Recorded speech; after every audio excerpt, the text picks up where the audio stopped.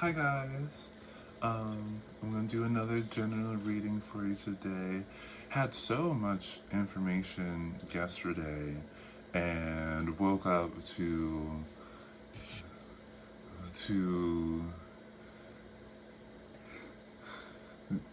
I don't even know how to describe it. My prayers answered, basically. Um, just what I needed to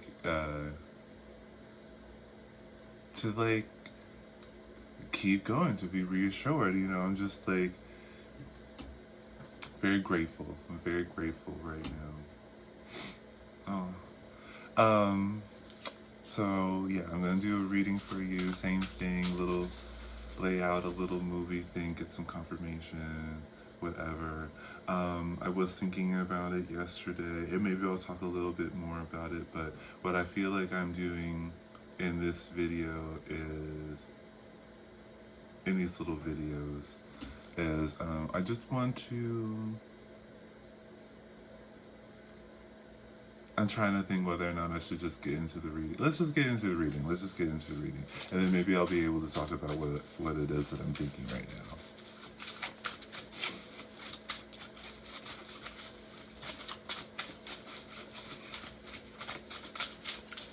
Let's see.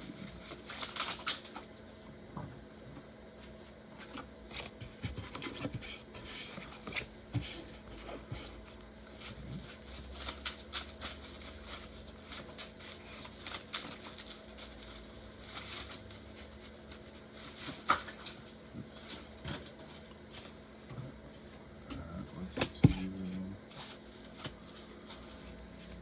put that down.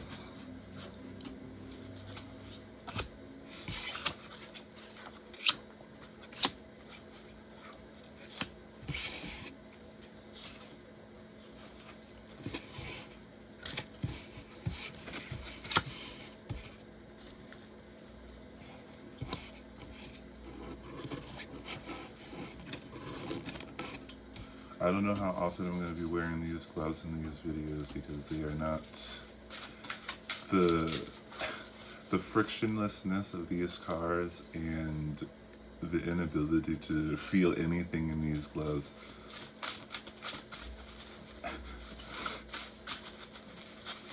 But who doesn't like a little bit of who doesn't like a little bit of a challenge? Especially when it comes to aesthetics.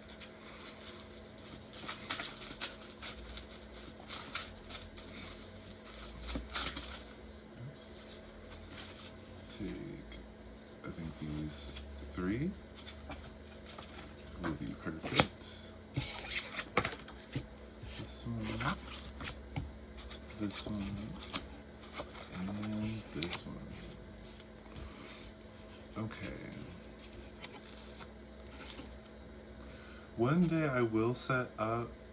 What would be ideal to do like a double screen so that like a little picture of me and then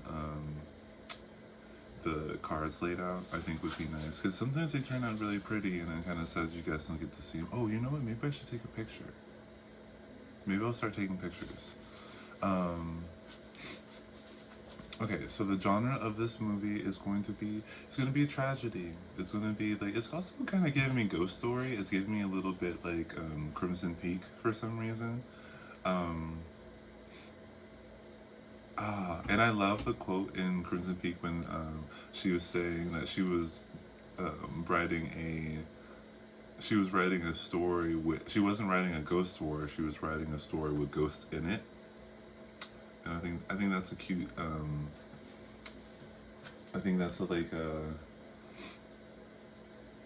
don't know, it seems very holistic, very reflective of the world we live in. It's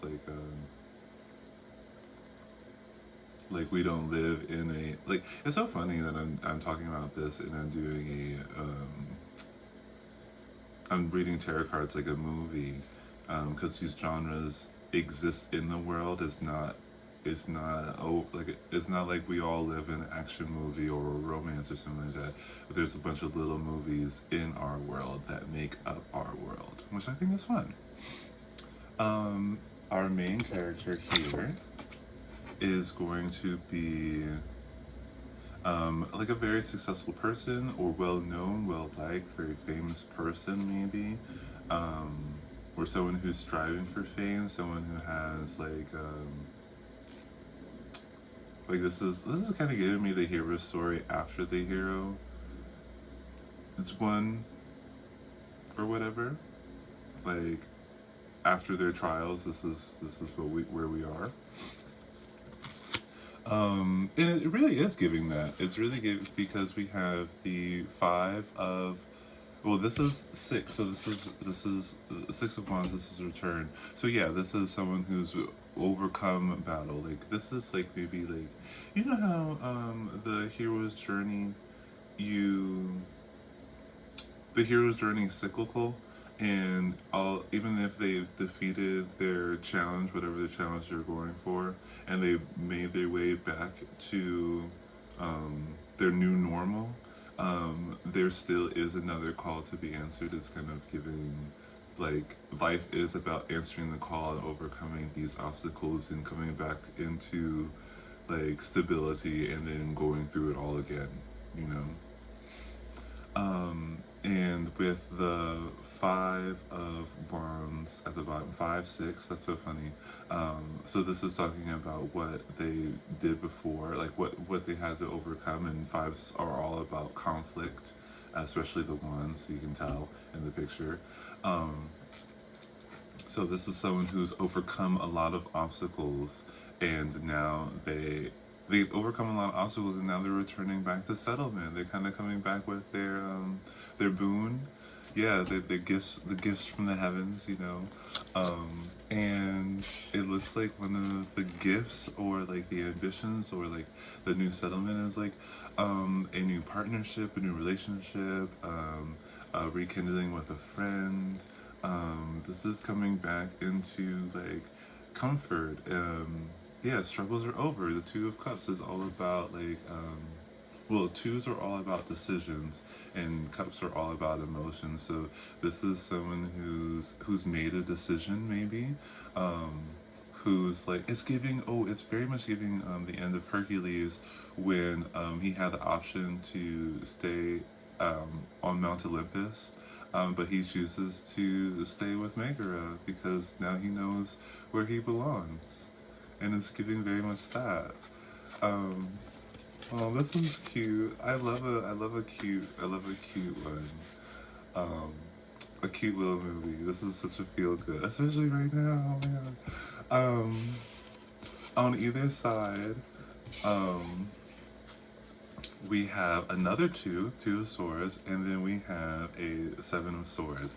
So this is the 2 of swords is all about decisions. So, repeated. Let's see. Like I feel like the sorry, I'm getting so excited about this. I'm just over the moon today. I don't know. The 7 of Swords is all about struggle, and this is a mental struggle. So this is like maybe someone who's like come away with something, making the decision to do something, to like. This is it's very interesting. I wonder where this energy is coming from. We'll pull some more cards to get some clarification, especially on the morals of what we're supposed to be learning here. And then maybe at the end of the video, I'll talk about what I was gonna say in the beginning of the video. But this is someone who's like overcome like a mindset, maybe. This is someone who's come away with a greater understanding. This is someone who is like, it's like at the end of The Nightmare Before Christmas, when you know, after Sally went to go save Santa Claus, and Jack comes and saves Sally and Santa. He asks Sally what she's doing here, and she's like, you know, fumbling over her words and being like, you know, because she's madly in love. Or she's crushing hard, I'll say that. She's crushing hard. And it's like that realization that it's like Jack has a realization that it's always been Sally that's been like his greatest supporter. And like, I think that's really interesting in that movie because um, his greatest supporter was someone who was willing to challenge him, to bring him new insight, not just follow behind him, but to like give real input. Like, I don't think this is a good idea, or have you tried this, or have you seen this, or I have to warn you about this. Like, um, yeah, um, she didn't play the role of like groupie, and it's giving a little. It's giving at least I don't know. Maybe that was a little bit of a tangent, but it's giving. He's realizing that she was it for him. Like, yeah, he's just coming with that realization. Like, wow, out of all these people, you're the only one who actually had my back. Um, which I don't know why, but I'm just like, that's really, I don't know, nice, I guess, to know. I don't know. um, on one side, we have the Ten of Pentacles, the King of Wands, and the Four of Cups. So this is, what is this? This is someone, I think this is someone who is tired of, like, I don't know what the little journey was, or it's giving like I had to set things right with the Five of Pentacles under the Six of, or not Five of Pentacles, the Five of Wands under our main character here. And I think it's emphasizing this Four of Cups energy, which fours are all about settlement, and it's giving very much like stagnant. Like, this is someone, like, this is like someone who's always wanting more. It's very much like the Nightmare for Christmas. This is giving very much Jack the Pumpkin King. This is someone who's like ambitious and wants more, and maybe was like looking for, you know, Jack's lament when he's like, there's something out there far from my home, and something like he could feel it in his bones or something like that. It's giving very much like that. This is like someone who's been like looking for something they didn't even know that they were looking for. Like, there was just something pulling them, and it looks like either like the Ten of Pentacles, which is all about completion. Like, I think this is like the striving for, like, this is like what this person really wants. It's like kind of like coming away with this mindset of like what success really is to you. And we kind of talked about that. We talked a little bit about that in my last video about like values. Same thing, value, success, love, and attraction. They're all very much very, very tied together, and that's why that's why Aphrodite rules beauty, love, money, luxury, comfort, all those things. Maybe comfort is a little bit more towards the moon in some senses, but Aphrodite is all about attention, value, how people perceive value, and this is, I don't know why I got on that tangent either, but yeah, this is someone who's looking for value, or real, especially in the Jack Skellington example. This is someone who's not looking for just wanton, frivolous. I'm gonna say frivolous attention. Like, again, this is someone who's like tired of the groupies, tired of like. It's that part of Jack's lament when it's a year after year, it's the same old routine. He says it in a way. I don't know if that's British or what, but or maybe I just don't know as many words as I like to think I do. But yeah, this is giving someone who's like, It's giving very much like It's giving. Oh, you know what it is? It's giving that song. Lucky by Britney Spears. Isn't she lucky, the Hollywood star? If there's nothing missing in my life, then why do these tears come at night? Like, it's giving that. It's giving a lot of that. Like this is the tears. Why am I so lucky? Why if I had everything, oh wait, no, not that card. If I have everything, then why do I feel like this? You know, that's what it's giving. And I feel like that might be what this person has overcome. Like this might have been like um more introspective. Like there might not have been a monster or a villain in the story other than this person. Like this is like a, or if, and like I say, like about everything, everyone is a reflection of you. Everyone's just an opportunity to reflect. So if you have villains in your life, the reason why they're in your life is because you allow them in your life in a sense. And I guess this would probably be a good time to talk about what I was going to talk about. Um, I'm not, I wish to portray to you what evil looks like so that you can see it for yourself and decide where you want to be. Like, do you, like, some people can be, like, I'm not going to speak for everybody. You make your decision. Do you want to live in an environment in which there are, which is like, not positive, not like, I'm just trying to give you some red flags, I guess, to look for, and you make your decisions whether or not you want to accept those red flags. You know, red could be your favorite color. I have no idea. You might want to surround yourself completely in red things. I'm not sure, but you know, I just wanna, if you ever needed some clarity on whether or not the people around you are evil or if you're evil, and I think it goes back to what I was talking about in like a couple videos before this, was it's the level of accountability. You do not have to be good or perfect or whatever. You don't have to be like holy and angelic or whatever all the time. You just have to know how to move from that. You don't want to continue doing it after you realize that what you're doing is not good. You know, and by not good, I mean like good and evil is a very social thing. It's very from person to person. That's why animals don't really give a shit what we do. That's why the animals haven't revolted on us just polluting everything all over the place. They haven't run into our homes and said, "Hey, you're ruining the water. We want justice." You know, they don't do that.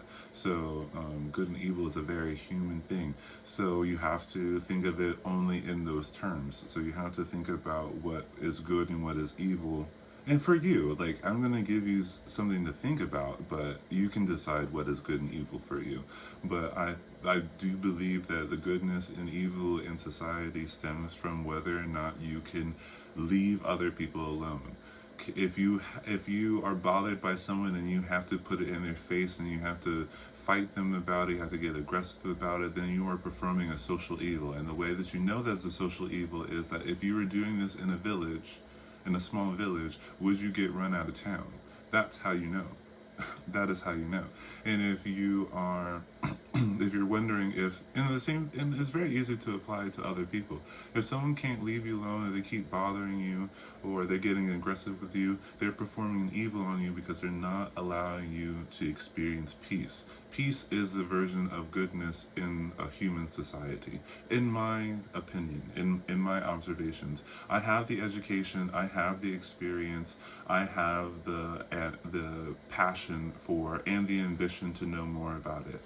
Not but just because I have all those things doesn't mean that you have to listen to me. It just means that I am confident enough to tell myself what an evil is to me. And if you resonate with that, then you resonate with that. If you take something from that, then you take something from that.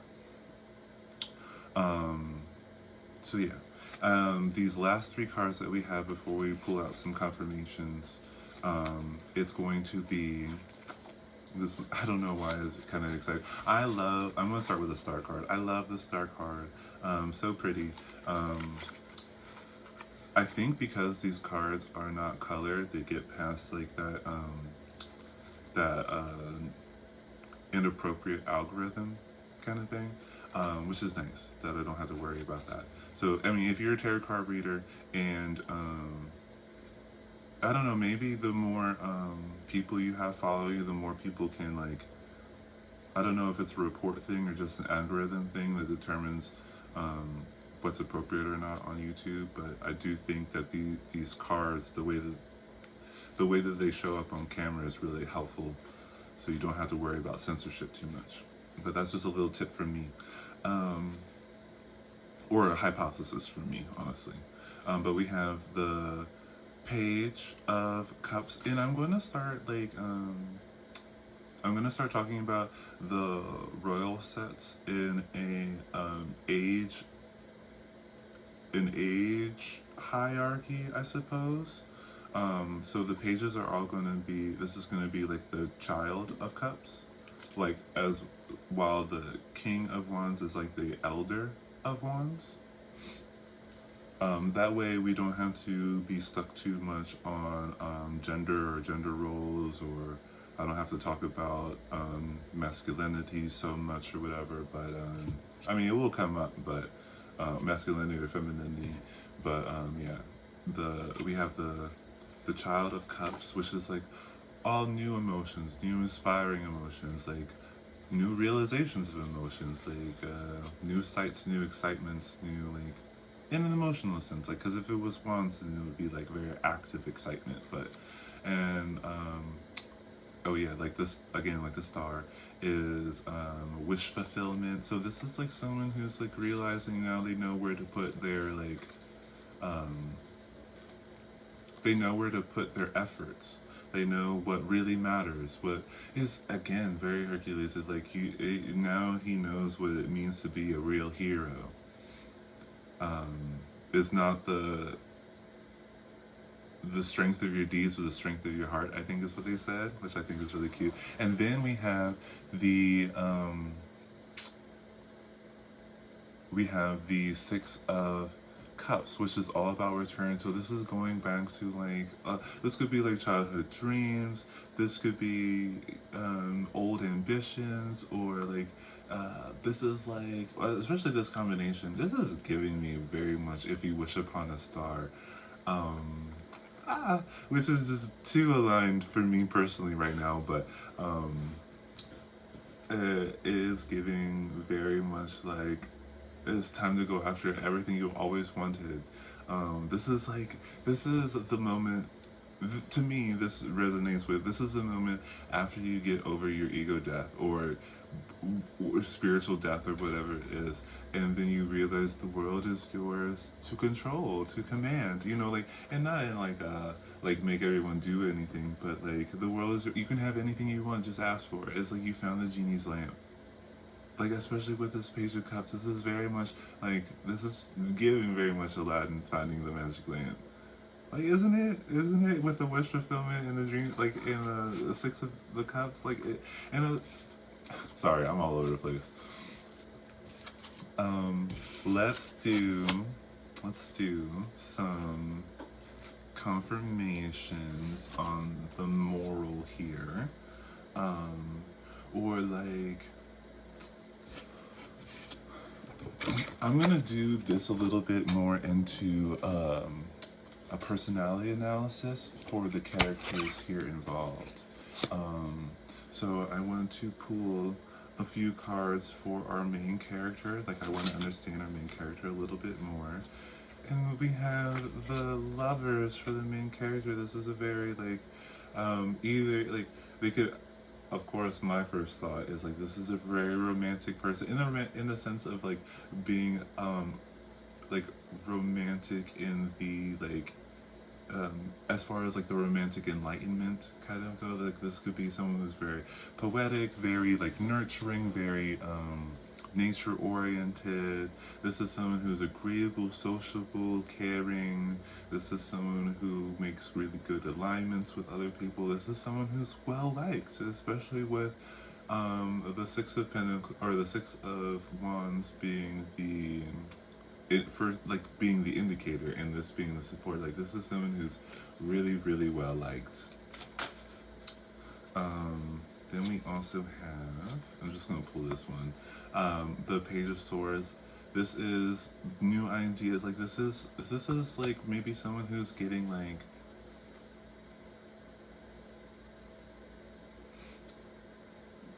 this is someone who like this is you.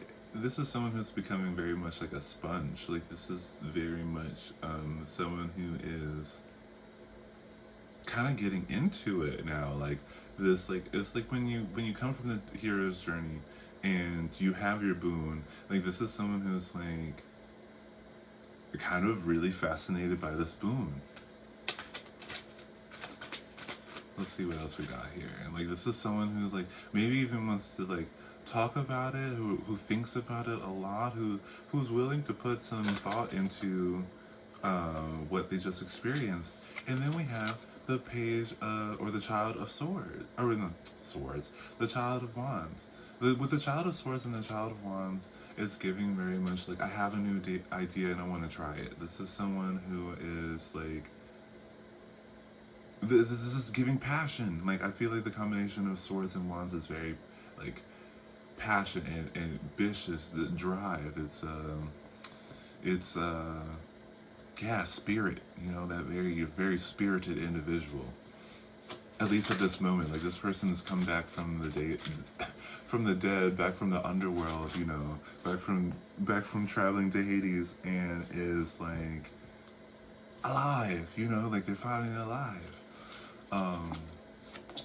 And then we have the Emperor. So this is again someone who is the Emperor with the Lovers. This is someone who is very like in charge, capable, untouchable. Like this is someone really sitting on their pedestal. This is someone who like this is giving like Hercules after he saved Megara from the swirling pool of death. Like it's giving very much like you've earned your godhood, like your divinity, or however you want to describe it. You've earned your speciality, you've earned your place, you earned your status. You know, you've earned it. You've earned it.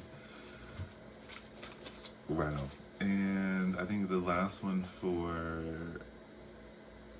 this, like the Ace of Cups. Like this is someone who's always been like this, always been, but sentimental, like socially involved, or a caretaker, or a helper, or this is someone with a bleeding heart. This is someone who, especially with the Lovers from earlier, this is someone who's always been a feeler. They've always been like an empath. Like this is giving heavy empath, and it's kind of it's giving heavy empath, and like now they know what to do with it. Now they know what to do with it. I'm gonna pull maybe like 2 cards, one for like new goals, new ambitions, like this, like with what I was talking about before, with realizing that it was always you type of thing, or always the situation, or always like this place or whatever. I'm gonna pull this one, and I got 7 of Wands. So this is something that this person has been struggling with a while, like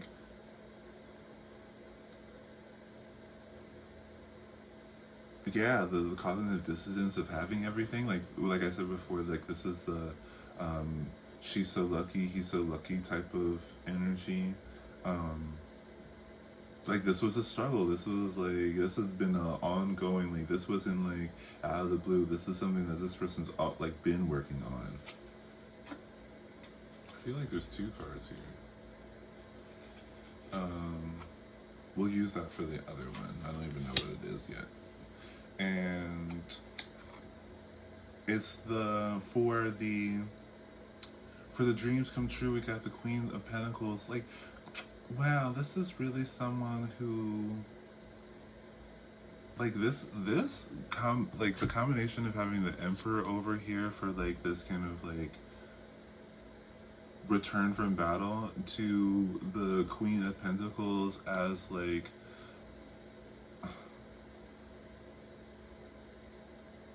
like this is giving me like someone who's gone through the hero journey or the heroine journey. Like this is kind of like giving me like if Cinderella like got her, got her wish, her happily ever after, and now she is like like she plays the role of fairy godmother for other people. Like it's giving very much that. It's giving very much like yeah, this is like teach. This is like someone who like knows how to do things. This is someone who like and the queen. This is so I don't get stuck on gender. Um, this is the what I call the adult. The queens are the adults. Um, this is the adult of Pentacles. So this is driven by like social interactions, harmony, coming together, agreements, compromise, all those things.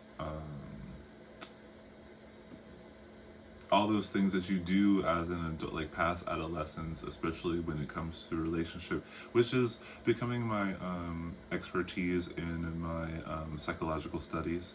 Um,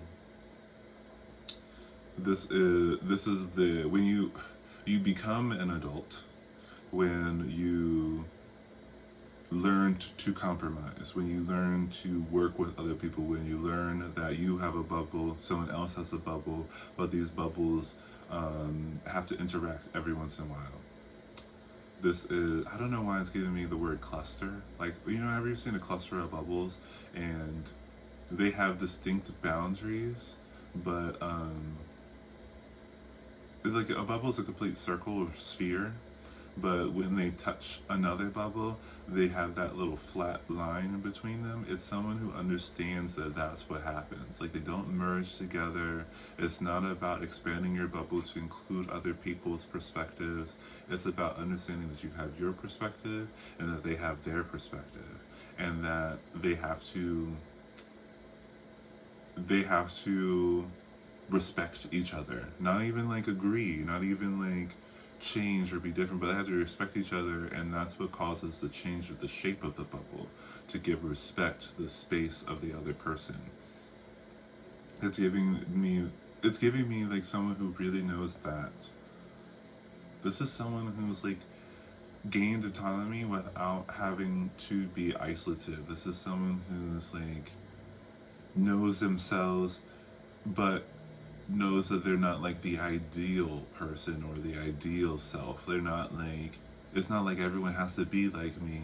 It's the, I'm so within my own bubble. I'm so a master of my own bubble that other people's bubbles can't bother me.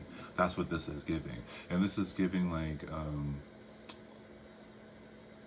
this is really giving someone who's knows how to talk to people who are in similar bubbles. Everyone's bubble, like, I don't know why this is the scenario that just popped in mind, but there are only like 7 colors.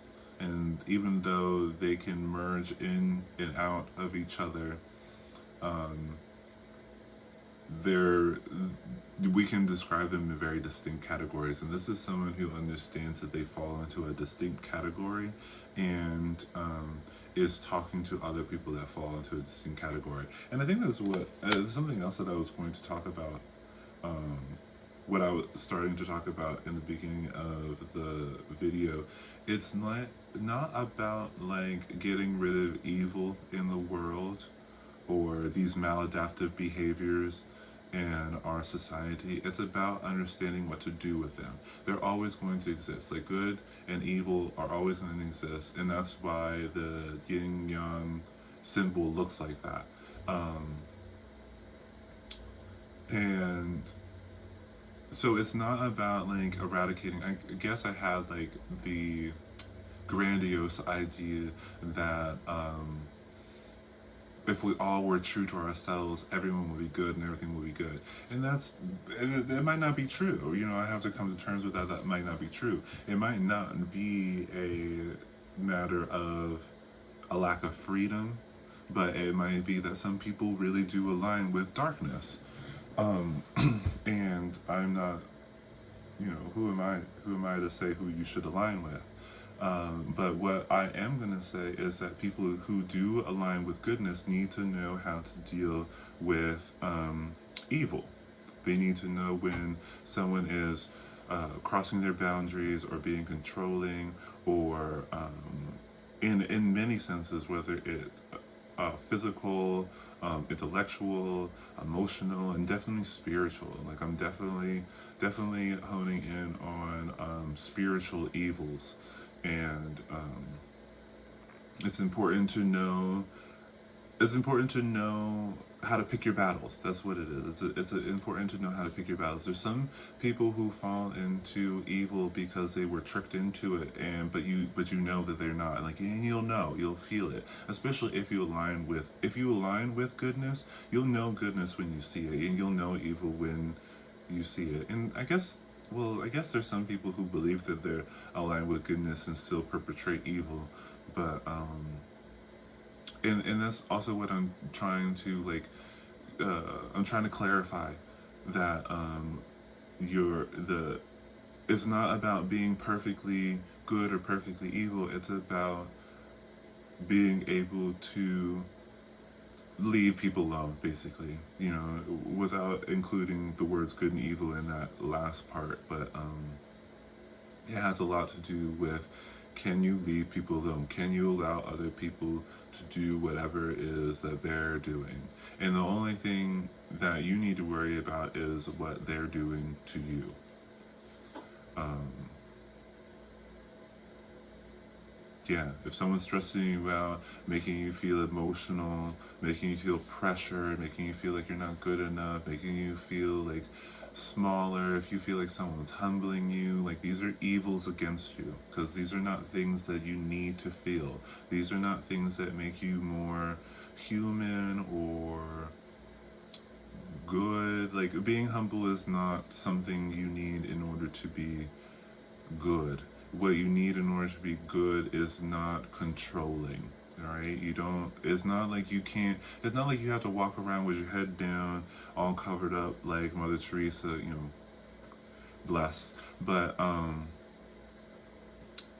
like, you don't have to fall into monkhood. You don't have to like shave your head and only wear robes and stuff like that. You don't have. You can if you want to, but you don't have to.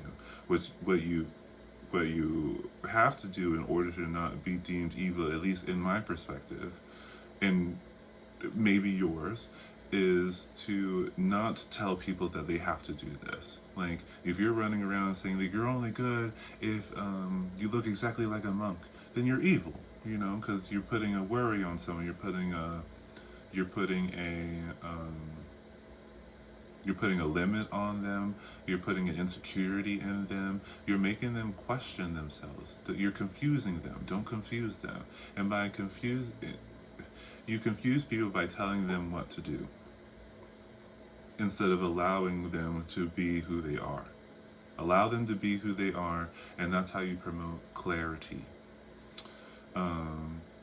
If you're running around saying you can't do this and you can't do this and you can't do this, otherwise you can't be a real good person. Like, no, that's confusion, that's pressure, that's evil. All right, someone's putting evil on you. You do what you do. You decide what you do, and especially if it's of your own thing, especially if it comes with like what you wear or how you look or what you do to your body, whether it's body modifications or medical surgeries or what you eat or anything like that, as long as it's not like eating other people, as long as you're not involving other people. I mean, this is the thing that we have to like kind of come to terms with, is like, it's not about like, yeah, and it's not like about what you like. How people say things like, if you are angry and you act aggressive or sound aggressive, you're just as bad as like someone who you're trying to call out. Like, say like, with the Epstein files, um, it, or maybe that's not a good one. Or maybe like the protests, like the Black Lives Matter protests when we were doing that. Um, it's like when people try to say like you can't fight for your rights, otherwise you're just as aggressive and just as bad. Like kind of like what the MAGA kind of thing wants to. I don't know. I feel like the MAGA and the Republicans and the Democrats are kind of working together to do this kind of thing. Like, to be good, you have to be passive, and that's not true. To be good, because to be good is not to not be like to not be aggressive unprovoked. It's not like if you have to fight someone who's trying to fight you, that's self-defense. If you're fighting someone because they're over there doing a chalk drawing on the sidewalk, that's aggression. That's evil. That's social evil. And I say it like that because if you do think differently, comment comment in the comment section so that I can fight you about it. Um, um, yeah.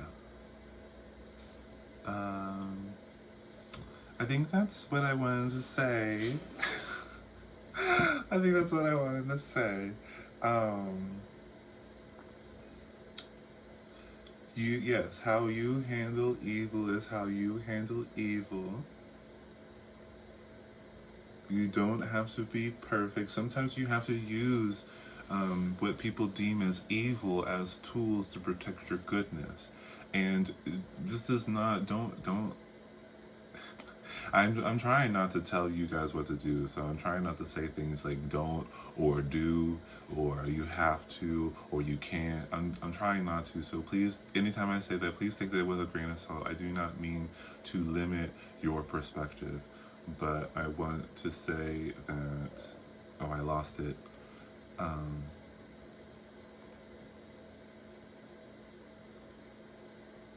Like I think I said this before in another video. I'm like, be here, have fun, play in your own bubble. Just don't mess with other people's bubbles. Don't mess with other people's bubbles. Like, if everyone, again, like I know the grandiose idea, if everyone just did this, then everything would be happy. But think about it. If everyone just did their own bubble and didn't involve another human being, there would be no slavery. There would be we wouldn't have systematic racism. We wouldn't have all that bullshit with ICE and the immigration bullshit. All bullshit. We wouldn't have the Epstein files. Like all these people. The thing that is a problem with all these things is that their actions taken against other people who did nothing to warrant did nothing to warrant this behavior. The victims of ICE and Epstein, systematic racism, all these things, they did nothing to anybody. They did nothing to anybody except exist, and that's why it is an evil, and that's why when people are like, and even with the medical industry and promoting painkillers and getting people addicted so that they put all their funds into supporting a corporation, like that is evil. So when you hear things like someone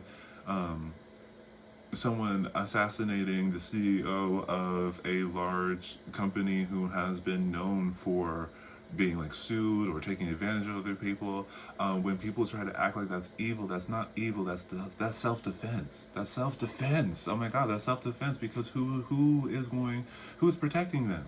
Who is protecting them? Who is it? Who is it? And whoever it is, they're not doing it. Whoever it is, they're not doing it.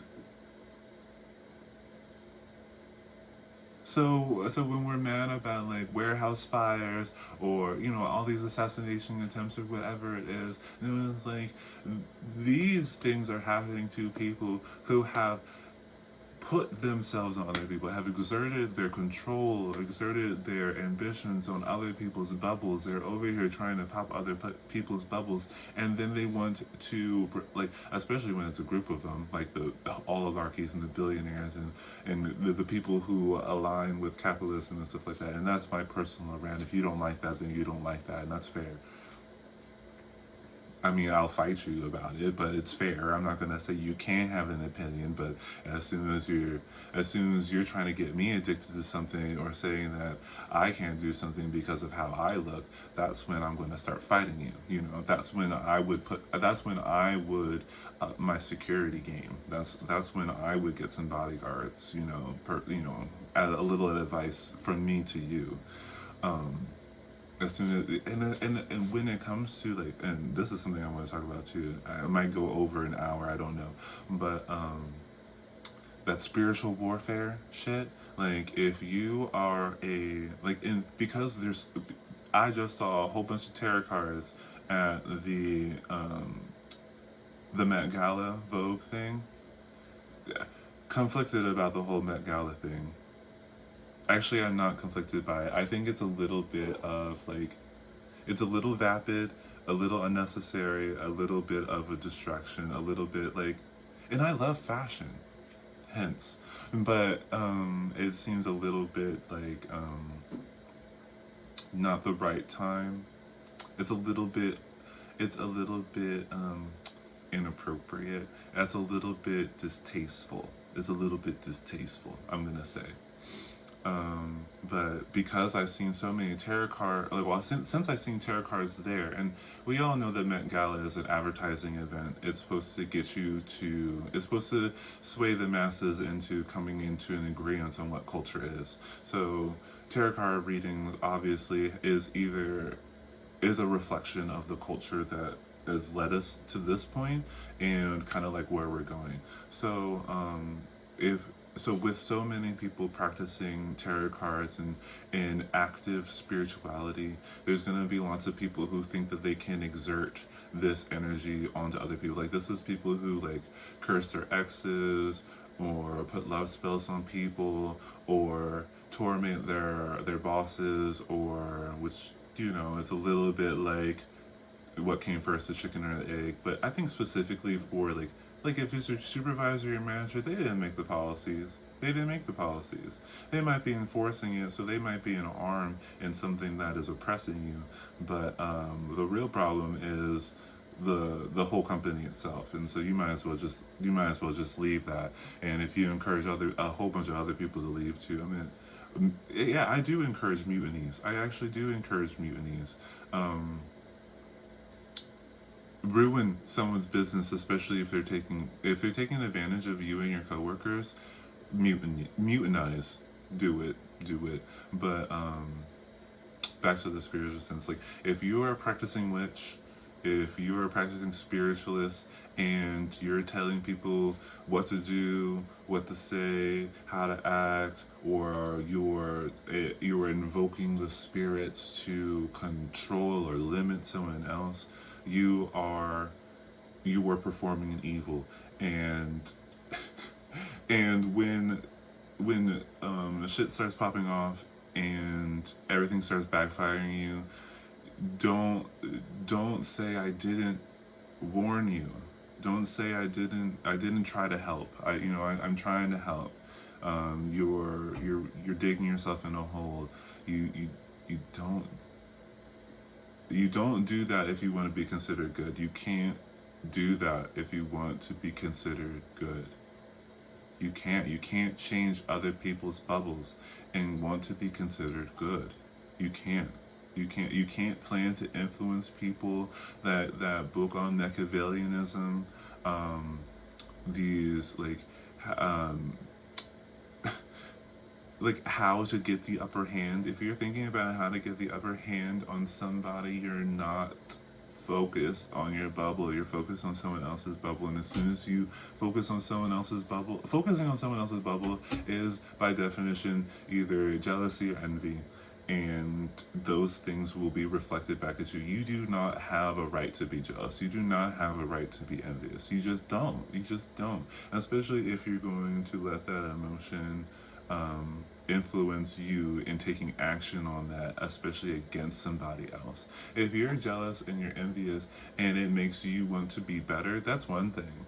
But if you're jealous and you're envious and you want to see someone else fail, that's how you know. That's how you know. If you ever thought to yourself, like, oh man, I can't wait until this person fails, or every time a person is sad, that's when you're drawn to it. That's when you're talking about it. And gossip, also that, like talking about other people, um, as if talking about them is going to, like, should make them different, or you're wondering why they aren't like this. And like, again, you're focused on something that has nothing to do with you, hoping that it would sway other people to not like the person you don't like. That's crazy to me. That's crazy, especially since being a person who's listened to other people gossip about other people and still interacted with that other person. It is you. It is not the same story. It is not the same story. How one person interacts with you is not how one person interacts. Period. You are a variable to everyone's life, and if everyone, if if if you if you complain about everybody or gossip about everybody, this is more affliction on you than them.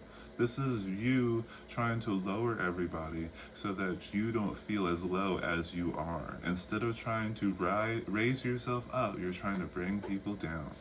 And you can't, I mean, I guess you can, because it's your bubble and you can be delusional in your bubble. But in my bubble, it just doesn't make any logical sense that you could do that, think like that, and consider yourself good. You cannot, you cannot plan on.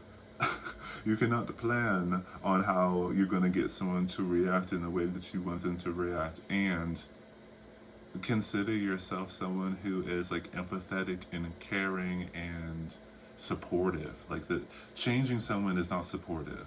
Even if you think like, oh, you know, if they listen to me, they'd be successful. Like, that's not right. We don't do that. All right, we don't do that. We don't give unsolicited advice. I'm gonna say this at the end, for the end of this video. If you're watching my videos, there are certain rules that we do here, and if you do not align with these rules, then you can go watch another tarot card reader. All right, it's easy. It's as easy as that. But here in this house, we do not give unsolicited advice. We do not tell people what to do. We do not project our potential onto other people. Other people, they're the master of their own ship. We respect other people's bubbles here. Okay, that's what we do. We respect other people. All right. So yeah, I'm gonna leave it at that. Thank you for being here with me today. I'm very, very grateful. Very, very grateful. I feel like everything is lining up in such divine timing. I'm so excited. My mind is racing. My heart is full to bursting. I could cry right now if I really thought about it. I could cry right now. I'm just ready. I just feel like I feel just like SpongeBob. I'm ready. I'm just ready. I am just ready. I am. Thank you guys for being here, for the journey to me being ready to even if you just showed up like yesterday, or you're just showing up now, or you show up later. Thank you.